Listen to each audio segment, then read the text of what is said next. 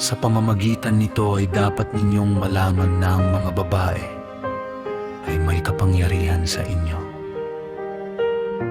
Hindi ba't kayo'y nagpapagal at nagpupuyat at nagbibigay at nagdadala ng lahat sa babae?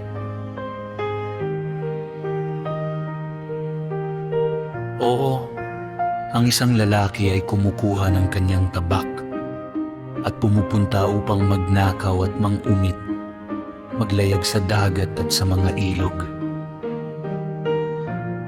At tumitingin sa isang leon at pumapasok sa kadiliman.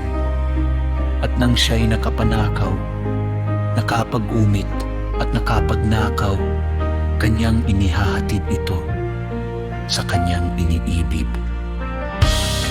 Kaya't iniibig ng isang lalaki ang kanyang asawa ng higit kaysa sa ama o ina. Oo, marami doon nang nawalan ng bat dahil sa mga babae at naging mga alipin dahil sa kanila. Marami rin ang napahamak, nagkamali at nagkasala dahil sa mga babae. At ngayon ay hindi ba kayo naniniwala sa akin? Hindi ba't ang hari ay dakila sa kanyang kapangyarihan? Hindi ba't ang lahat ng rehiyon ay natatakot na hawakan siya?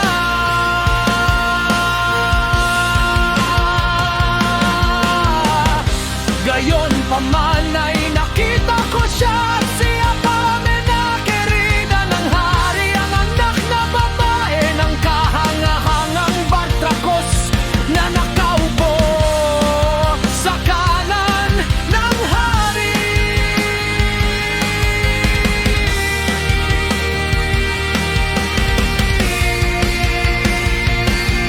At kinuha ang korona mula sa ulo ng hari at inilagay sa kanyang sariling ulo. Kanyang sinaktan din ang hari ng kanyang kaliwang kamay.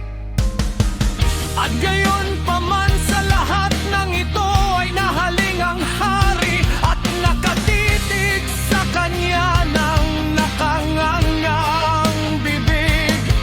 Kung siya'y ngumiti sa kanya, siya rin ay ngumiti. Ngunit kung siya'y naggalit sa kanya, ang hari ay napilitang magpuri upang siya'y muling makipagkasundo sa kanya. O kayong mga lalaki, paano kung hindi magiging malakas ang mga babae? Yamang ginagawa nila ito. Pagkatapos ang hari at ang mga prinsipe ay nagtinginan, kaya't siya'y nagsimulang magsalita tungkol sa katotohanan. O kayong mga lalaki, hindi ba't ang mga babae ay malakas? Dakila ang lupa, mataas ang langit, matulin ang araw sa kanyang pagtakbo,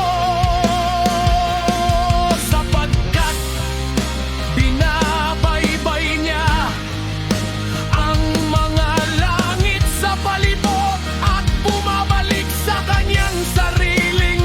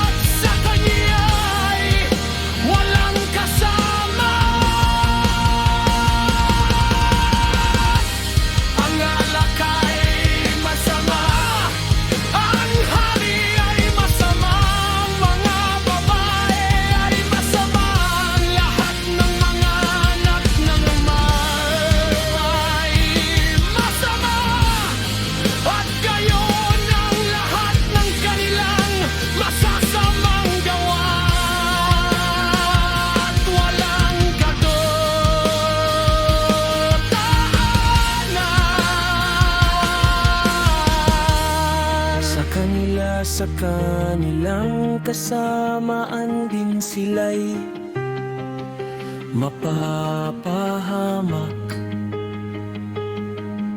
Tungkol sa katotohanan, ito'y nananatili